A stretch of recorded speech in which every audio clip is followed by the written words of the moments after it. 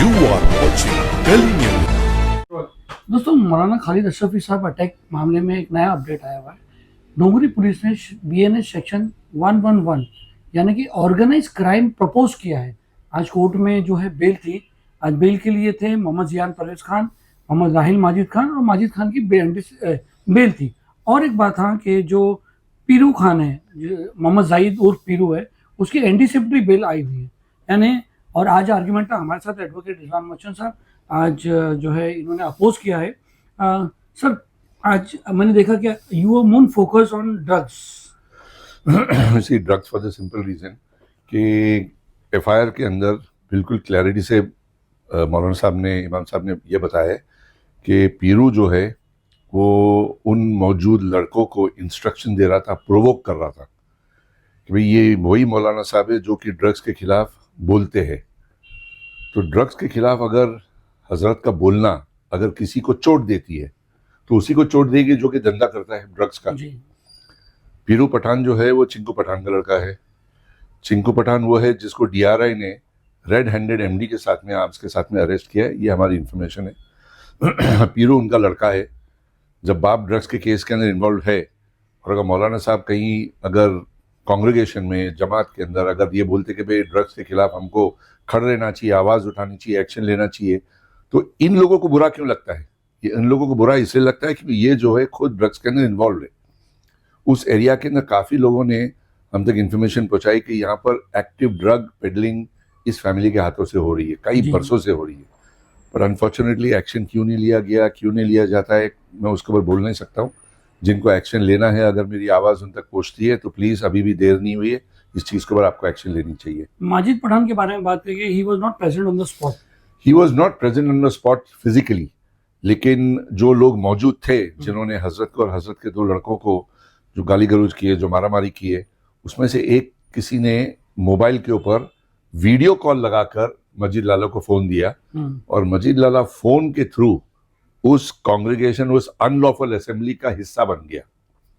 भले तुम दूर हो, लेकिन अगर वीडियो कॉन्फ्रेंसिंग के थ्रू आप कुछ ऐसी बात करते हो तो तुम्हारा एक्ट ऑफ ओमिशन और कमीशन इलेक्ट्रॉनिक मीडिया के थ्रू, इलेक्ट्रॉनिक एविडेंस के थ्रू अगर उस जगह पर पहुंचती है और आप प्रोवोक करते हो, गाली गलौज करते हो, यानी जो लोग जो गलत काम कर रहे थे, जो गुनाह कर रहे थे अनलॉफुल असेंबली के अंदर, हजरत को मारने का, गाली गलौज देने का, उनको तुम इलेक्ट्रॉनिक मीडिया के थ्रू उनको तुम प्रोवोक कर रहे थे, तो वो कॉमन इंटेंशन का एक पर्टिकुलर चार्ज बन जाता है, जिसकी वजह से जो लोग जो मौजूद थे उनको जो चार्ज लगेगा वही चार्ज मजीद लाला को लगेगा जी, सेम चार्ज। सीसीटीवी की बात हो रही थी कि सीसीटीवी में जो है Majid Lala was not, he was somewhere other place.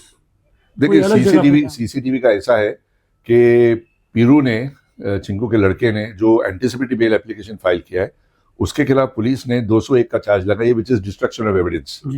Destruction of evidence क्या है? वो जो सीसीटीवी जो उस एरिया को कवर करता है, जिस एरिया पर हजरत के ऊपर असॉल्ट हुआ था, और वो सीसीटीवी साफ बताएगा कि अनलॉफुल असेंबली में कौन कौन हिस्सा लिए। यू मीन टू से गवर्नमेंट सीसीटीवी?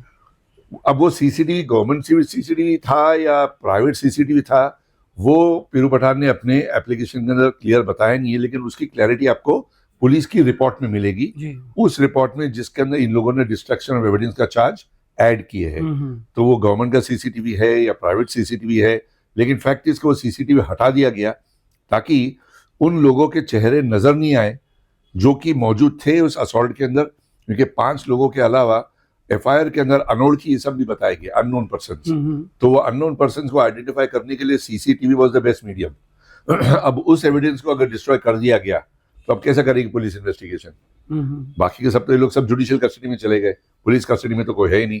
अब पीरू पठान जो है उसकी एंटीसिपेटरी बेल अगर रिजेक्ट होती है और अगर वो पुलिस कस्टडी के अंदर जाता है तो उसके थ्रू इन्वेस्टिगेशन करके पुलिस कोशिश कर सकती है मालूमात करने के लिए कि बाकी के 5 अननोन पर्सन और कौन थे जिन्होंने असॉल्ट के हादसे के अंदर इन्वॉल्व थे। इसके आज के मैटर में जो मैंने देखा, जो आर्ग्यूमेंट चला था, काफी लंबा आर्ग्यूमेंट चला, इन आपका ज्यादा फोकस अटेम्प्ट टू मर्डर पे था।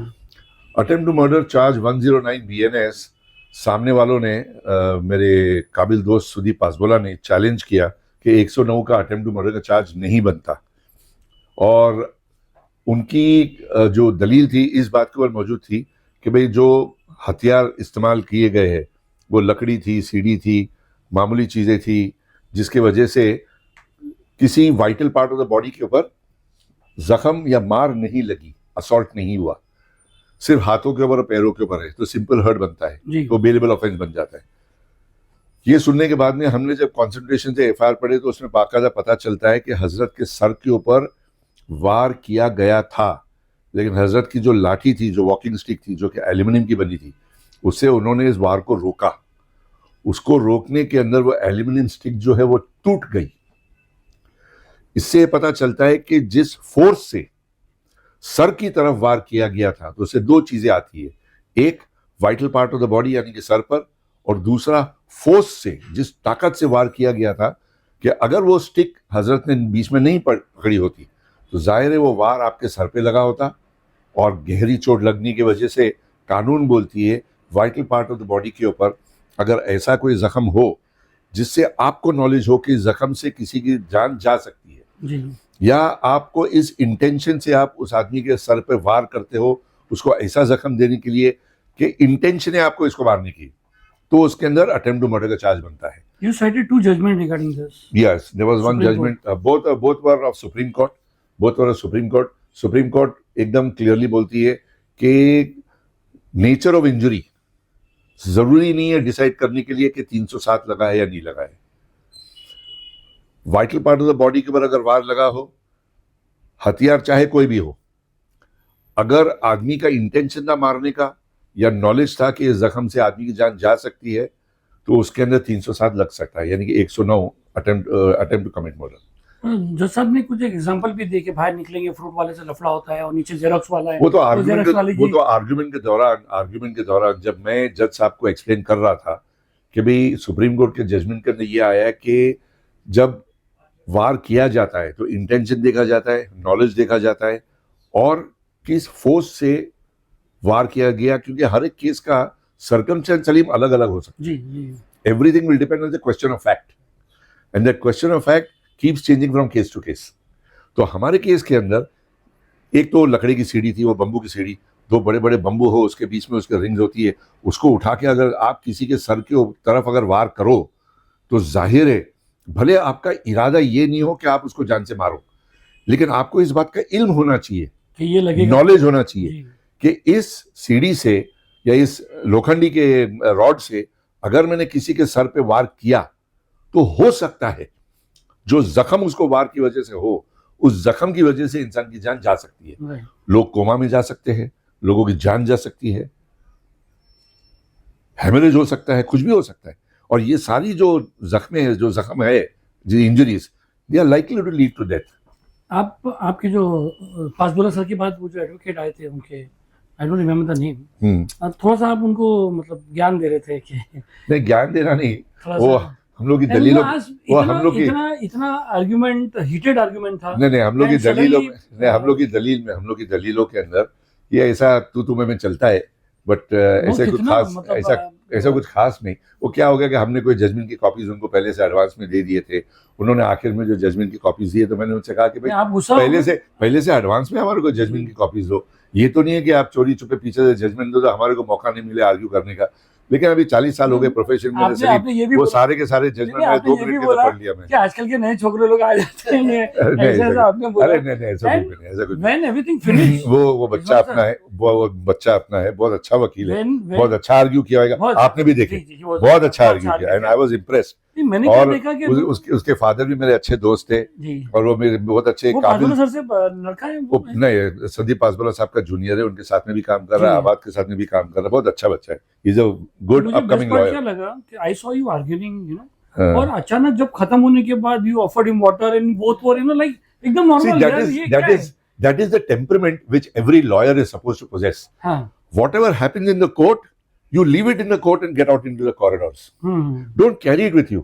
Don't carry it in the corridors. Don't carry it to your office. अच्छा आर्गुमेंट, बहुत ज्यादा चिल्लाया तुमने। Don't carry it to your office. Don't carry it outside. वहीं पर छोड़ के उसको तुम निकल जाओ. Because you see, we are part of the same fraternity. Okay. ना तो मेरे को उससे कोई पर्सनल है, ना तो उसको मुझसे कुछ पर्सनल है। वो अपने क्लाइंट का काम कर रहा है, मैं अपने क्लाइंट का काम कर रहा हूँ। कोर्ट के अंदर इसी कभी कभार तू तुम्हें में हो जाती है, गर्मा गर्मी हो जाती है। उसका मतलब ये नहीं कि हम लोग हमारे आपस के रिलेशन खराब करके बैठ जाए। But you are very good on your part कि एक छोटे लड़के को आपने मतलब पहले तो आर्गुमेंट में आपने उसको डांटा, सीनियर होने के and you are very aggressive उसको डांटने में मैंने देखा। नहीं, लेकिन आप बहुत aggressive एक सीनियर होने के हैसियत से हर सीनियर वकील का फर्ज बनता है कि जूनियर्स को एनकरेज करे। जी जी जी। ठीक है, मैटर के अंदर उसके साथ में मेरी तू में हो गई, मैटर खत्म, तू में खत्म। फिर मेरा फर्ज बनता है कि उस बच्चे को मैं सराहूं कि भाई बेटा आपने अच्छा आर्ग्यू किया, you fared well, you perform. I know his father, I know that boy for a very long time, and this is not the first time that we are opposing each other. He is a very good lawyer, I am proud of.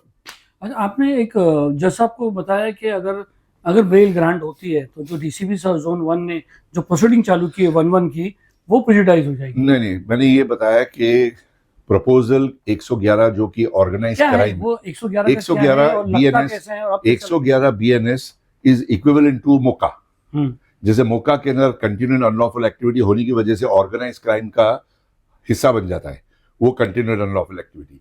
अभी 111 को जब introduce किया गया BNS के अंदर, तो हर वो गुनाह जो कि 3 साल से ज्यादा पनिशेबल है उसको आप ऑर्गेनाइज क्राइम में इंक्लूड कर सकते हो, बशर्त ये कि कंटिन्यूड अनलॉफुल एक्टिविटी होनी चाहिए।